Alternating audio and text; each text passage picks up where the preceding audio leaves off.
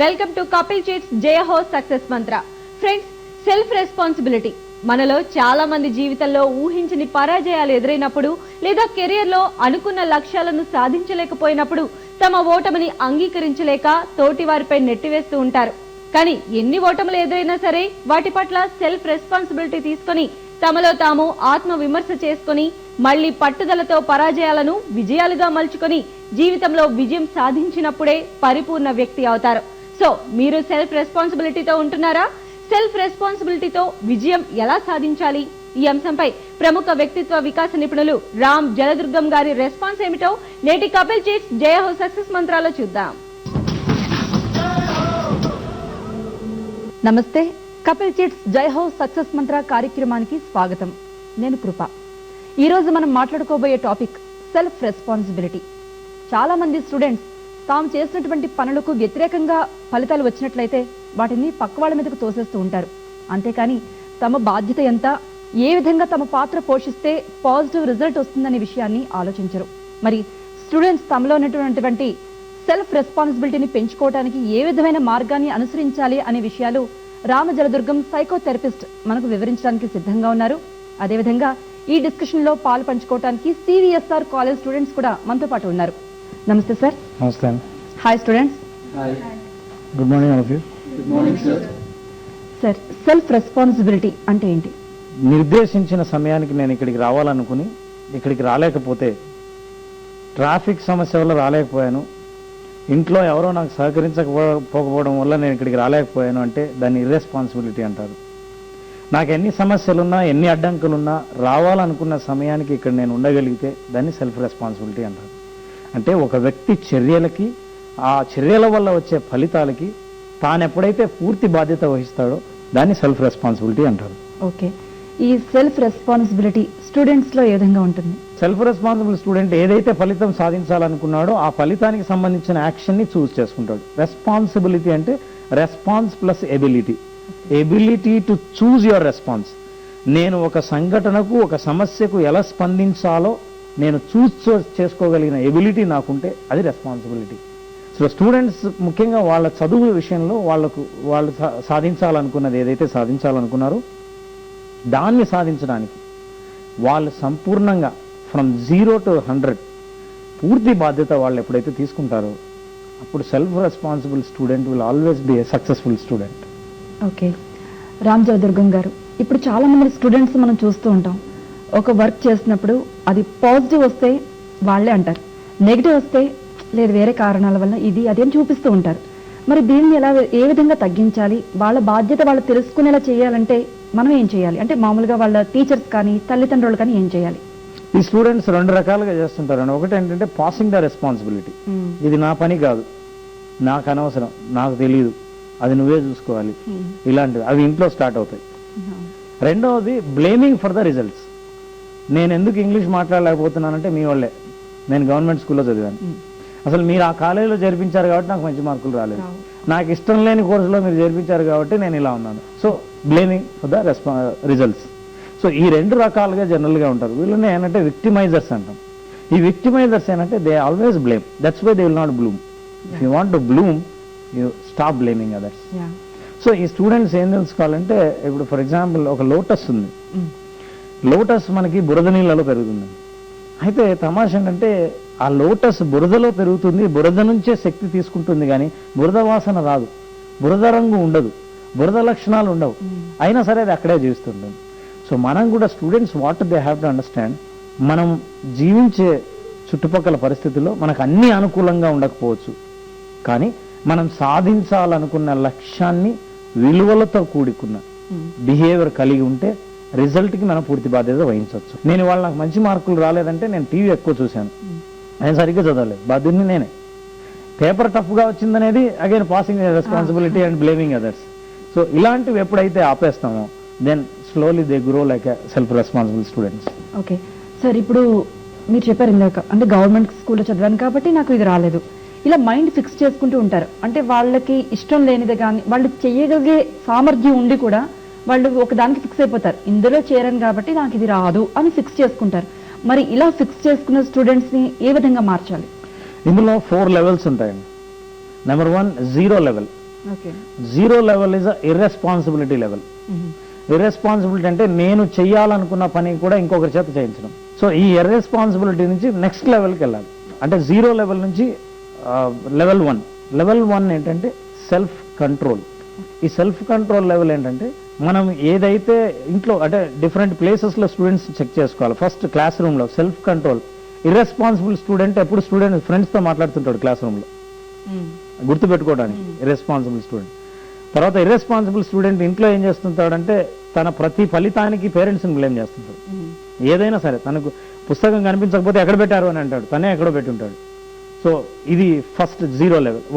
First లెవెల్లో అంటే zero level నుంచి 1 లెవెల్కి వచ్చిన తర్వాత అంటే సెల్ఫ్ కంట్రోల్లో ఇక్కడ కంట్రోల్ చేసుకుంటున్నప్పుడు పక్క వాళ్ళతో మాట్లాడు, పాఠం వింటుంటాడు. పక్క వాళ్ళు టీవీ చూస్తుంటే వాళ్ళ ఛానల్ మీ ఛానల్ కాకపోయినా సరే control, he will watch. This is a level 1. Then level 2 is a participation. Participation ఏంటంటే తను చేయాల్సిన పనిని పార్టిసిపేట్ చేయడం. మీకు ఇష్టం లేని పని ఇంట్లో వాళ్ళు చేస్తున్నా సరే మిమ్మల్ని మీరు కంట్రోల్ చేసుకుని మీరు వాళ్ళతో పాటు పార్టిసిపేట్ చేస్తుంటారు. నా పని నాది, మీ పని మీది అన్నట్టు కాకుండా ఈ విల్ పార్టిసిపేట్. మెల్లిగా పార్టిసిపేట్ చేసినప్పుడు ఏంటంటే తను ఇర్రెస్పాన్సిబిలిటీ స్థాయి నుంచి మెల్లిగా రెస్పాన్సిబుల్ స్థాయికి వస్తున్నాడు.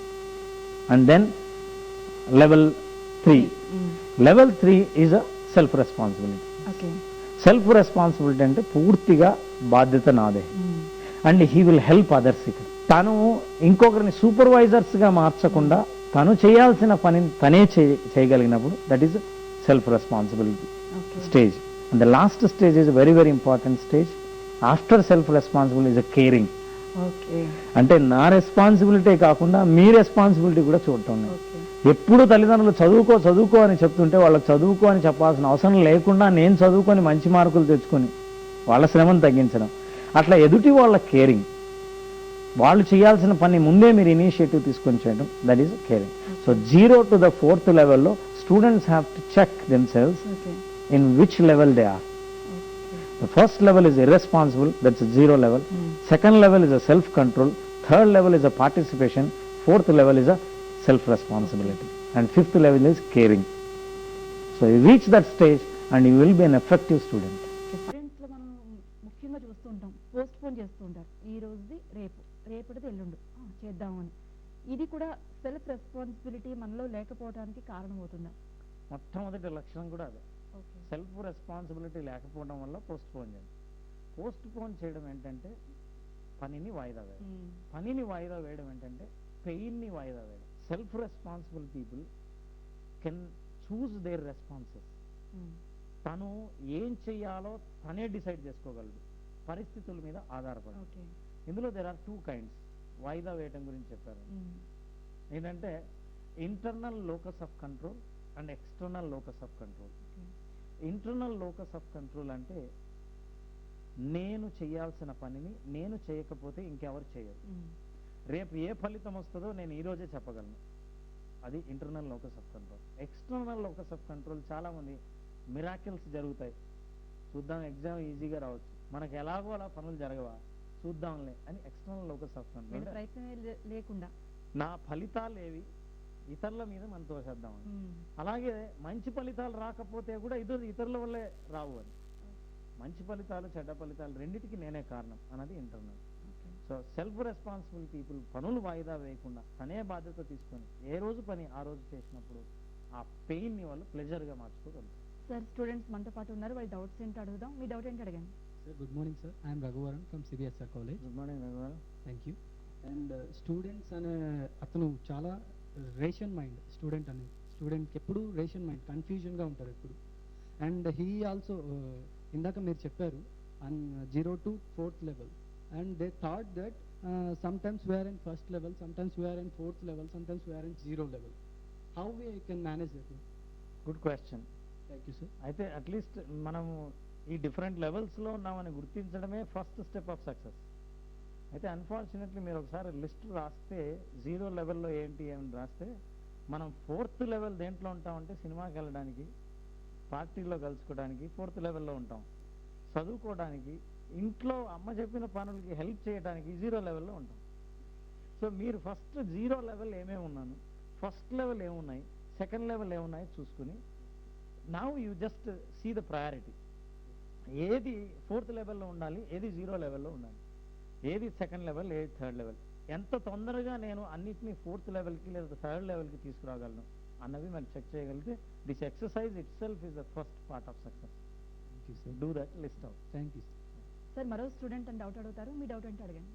గుడ్ మార్నింగ్ సార్, నా పేరు V Sindhu from CVSR college. Good morning Sindhu.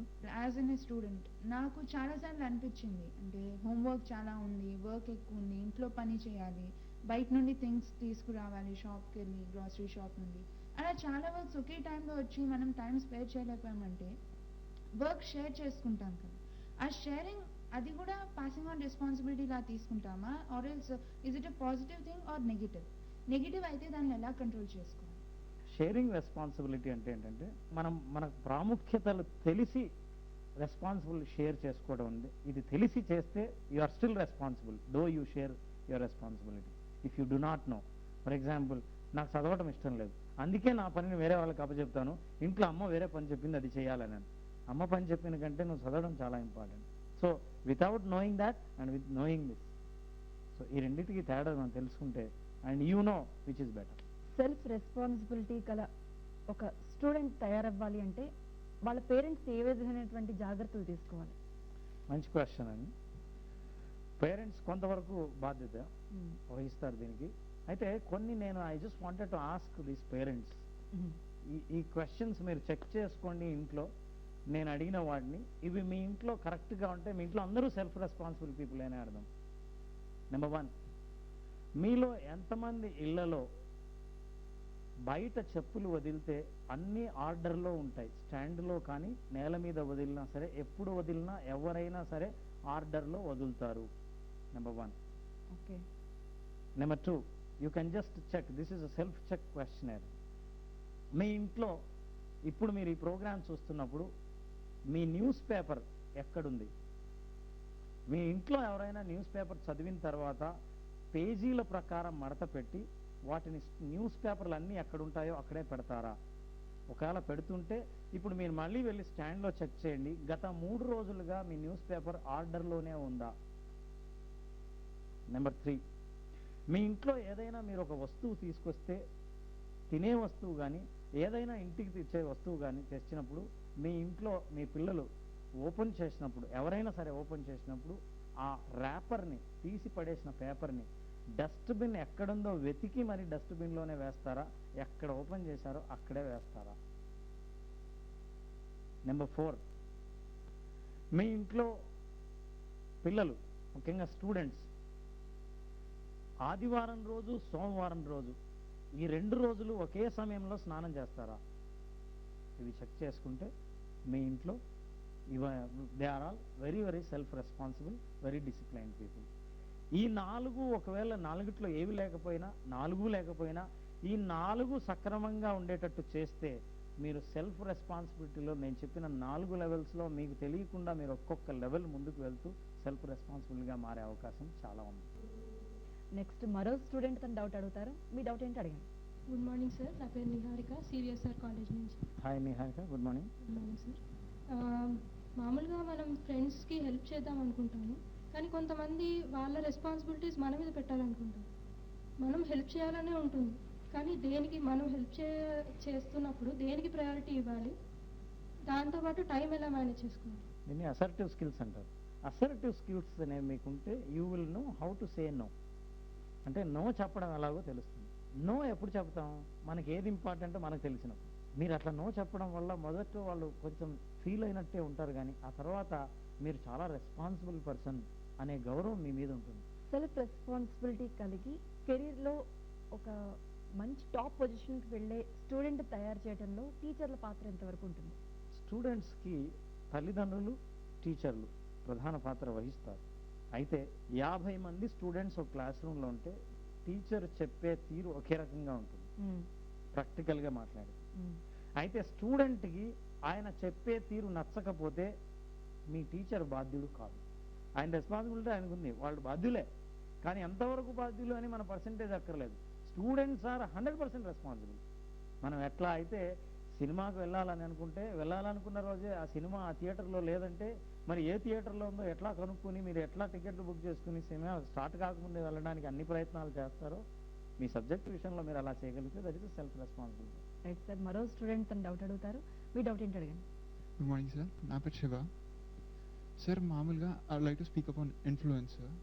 So మామూలుగా ఇన్ఫ్లుయెన్స్ మనం చాలా ప్రోగ్రామ్స్ వింటూ ఉంటాం, చాలా మందికి వింటూ ఉంటాం. వాళ్ళు చాలా మటుకి వాళ్ళ స్పీచెస్ ఎలా ఉంటాయంటే మన పీపుల్ని ఇన్ఫ్లుయెన్స్ చేసేటట్టు ఉంటాయి. అలాంటి ఇన్ఫ్లుయెన్స్ నుంచి సపోజ్ రాంగ్ ఇన్ఫ్లుయెన్స్ వచ్చింది, ఆ రాంగ్ ఇన్ఫ్లుయెన్స్ మనలో మనం ఎలా బయటపడాలి, అది కరెక్టా రాంగా మనం ఎలా జడ్జ్ చేసుకోవాలి? ఈ రాంగ్ ఇన్ఫ్లుయెన్స్ రైట్ ఇన్ఫ్లుయెన్స్ అనే జడ్జిమెంట్ ఉందే, అది ఎలా చేస్తున్నాం? జనరల్గా మన లక్ష్యం లేకపోతే మనకి ఏది ఇష్టమైతే దానికి ఇన్ఫ్లుయెన్స్ అవుతుంది. For example, I want to become a scientist. ఒక ఆయన మాట్లాడుతున్నాడు, సైన్స్ మాట్లాడుతున్నాడు, కానీ ఆయన మాట్లాడడం సరిగా రాదు.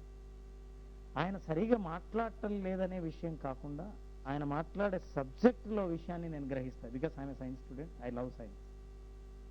If I don't like science, I see boring. ఏంటో ఏం మాట్లాడుతున్నాడో అర్థం కావట్లేదు, కంటిన్యూస్గా మాట్లాడుతున్నాడు, ఆపలేదు, మాట్లాడడం కూడా సరిగా లేదు, అసలు ఇంట్రెస్ట్గానే లేదు, ఉండదు. Because my target, my goal is not related to the speech. So ఈ ఇన్ఫ్లుయెన్స్ ఏంటంటే, as long as you are clear about your goals, so నా ఇన్ఫ్లుయెన్స్ ఏది చేయాలి అన్నది నా వాల్యూ డిసైడ్ చేస్తుంది. That's why our behavior should not be the product of circumstances. Our behavior should be the product of my own choice. The choice should depend on my values. నేను నా విలువలు, నా లక్ష్యాన్ని బట్టి నా స్పందన ఉండాలి పరిస్థితులకు.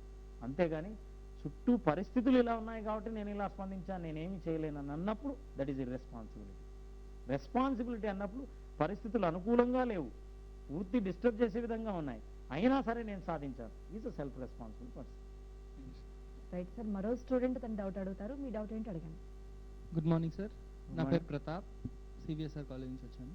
ఇందాక మీరు చెప్పినట్లు సెల్ఫ్ రెస్పాన్సిబిలిటీ గురించి మాట్లాడుతున్నాను. సో టైం మేనేజ్మెంట్ సెల్ఫ్ రెస్పాన్సిబిలిటీకి ఎంతవరకు యాడ్ అవుతుంది, ఈ రెండింటికి ఏమైనా రిలేషన్ ఉందా, ఈ రెండు ఉన్న వ్యక్తి తన లైఫ్లో తను సాధించాల్సిన గోల్స్ ఎంతవరకు సక్సెస్ అవుతారా సాధించడంలో? ఈ రెండు పేర్లే కానీ రెండు ఒకటే. నిజానికి టైం మేనేజ్మెంట్ అనే పదం లేదు, మనం వాడుతుంటాం బాగా, మనకు తెలుసు. Time management is nothing but self management. Self management is nothing but self responsibility. మనకు సెల్ఫ్ రెస్పాన్సిబిలిటీ ఉంటే we manage time. Time management అంటే ఏంటంటే, నేను ఇది సాధించాలనుకుంటే ఎంత టైం పడుతుందో ఆ టైం లోపల నేను ఏమేం చేస్తే అనుకున్నది సాధిస్తానో అవన్నీ నేను చేసేంత వరకు ఈ రెస్పాన్సిబిలిటీని ఇంకొకరికి అప్పచెప్పడం కానీ దీని రిజల్ట్ని ఇంకొకరి చేతిలో పెట్టడం కానీ చేయకుండా ఉంటే that is time management and self responsibility. ఇవి రెండు ఉన్న వాళ్ళు డెఫినెట్గా సక్సెస్కి చాలా దగ్గర ఉన్నట్టు అర్థం. Thank you. మరో స్టూడెంట్ తన డౌట్ అడుగుతారు. మీ డౌట్ ఏంటి అడగండి. జనరల్గా ప్రతి ఒక్క స్టూడెంట్ తనకి ఒక సబ్జెక్ట్ వచ్చు అనుకుంటాడు సార్, దాన్ని నెగ్లెక్ట్ చేస్తూ ఉంటాడు, నాకు వచ్చులే అని చెప్పేసి. దాన్ని ఎగ్జామ్స్ ముందు ప్రిపేర్ అవుతాడు, కానీ అల్టిమేట్గా తన రిజల్ట్ ఎలా పొందగలుగుతాడు? స్టడీ స్కిల్స్ గురించి తెలుసుకుంటే తనకి ఏమో వచ్చో రాదో తను ఎలా తెలుసుకుంటాడు, తెలుసుకున్న తర్వాత ఆ గ్యాప్ని ఎలా ఫిల్ చేయాలి అని. నేను మాక్ ఎగ్జామ్స్ అంటారు. I'm just giving you simple tip. Every week మీరు ఒక సబ్జెక్ట్ ఏదైతే బాగా వచ్చు అనుకుంటున్నారో ఒక మోడల్ ఎగ్జామినేషన్ మీరు ఇంట్లోనే ఎగ్జామ్ రాయండి, 3 hours కూర్చొని. ఎగ్జామ్ తర్వాత మీరే కరెక్ట్ చేయండి. కరెక్ట్ చేస్తే మీకు ఎన్ని మార్కులు వచ్చాయో మీరు చూసుకోండి, మీరు ఏం మర్చిపోయారో మీరు చూసుకోండి, ఆ గ్యాప్ని మళ్ళీ ఫిల్ చేయండి. మళ్ళీ నెక్స్ట్ వీక్ ఇంకొక ఎగ్జామ్ రాయండి. ఇలా మీరు రాయగలిగితే మీ ఫైనల్ ఎగ్జామ్ మార్కులు ఎన్ని వస్తాయో మీరు ఈరోజే చెప్పగలరు. సార్, చివరిగా ఇప్పుడు ఎవరైతే తమలో సెల్ఫ్ రెస్పాన్సిబిలిటీ పెంచుకోవాలి, 0 నుంచి 4th లెవెల్కి వెళ్ళాలి అనుకునే వాళ్ళకి ఏదైనా అవాంతరాలు ఎదురవుతాయా? ఎదురైతే వాటిని ఎలా అధిగమించాలి? అవాంతరాలు లేని ఫీల్డ్ కానీ లేని వ్యక్తి కానీ ఎవరు ఉండరు. విజయం అనుకున్న వాళ్ళకి మార్గం సుగమంగా అసలు ఉండదు, కానీ సుగమం చేసుకునే ప్రయత్నాలు వాళ్ళు చేస్తారు. ఈ ప్రయత్నాలు ఏంటంటే, పరిస్థితుల్ని తమకు అనుకూలంగా మార్చుకునే ఛాయిస్ ఒకటైతే, పరిస్థితులకు తాము అనుకూలంగా మారడం రెండోది. Self responsible people, those who want reach from 0 to 4, వాళ్ళు ఈ పరిస్థితుల్ని తమకు అనుకూలంగా ఎలా మార్చుకోవాలో నేర్చుకుంటారు ఆటోమేటిక్గా. దానికి ప్రత్యేకమైన ఎడ్యుకేషన్ అంటూ ఏం లేదు. ఒక యాటిట్యూడ్ ఒక్కటి ఉంటే ప్రతి పరిస్థితిని తనకు అనుకూలంగా ఎలా మార్చుకోవాలో తను అనుకున్నది సాధించడానికి తనే నేర్చుకుంటాడు. He will become self responsible. Right sir. Ram Jaladurgam గారు, సెల్ఫ్ రెస్పాన్సిబిలిటీ గురించి ఎన్నో విషయాలు వివరించినందుకు మీకు ధన్యవాదాలు. స్టూడెంట్స్ మీకు కూడా ధన్యవాదాలు ఈ డిస్కషన్ లో పార్టిసిపేట్ చేసినందుకు. విన్నర్గా సెల్ఫ్ రెస్పాన్సిబిలిటీ పెంచుకోవడం అనేది మన చేతుల్లోనే ఉంది. ఒక వ్యక్తి సెల్ఫ్ రెస్పాన్సిబిలిటీ గల పర్సన్ గా తయారవ్వాలంటే తనలో ఉన్నటువంటి లక్షణాలని పెంపొందించుకోవాలి. ఏ విధమైన లక్షణాలు పెంపొందించుకోవాలి అనేది రామజోగ దుర్గం గారు మనకు వివరించారు. ఇది ఇవాటి కపిల్ చిట్స్ జై హో సక్సెస్ మంత్ర. నమస్తే.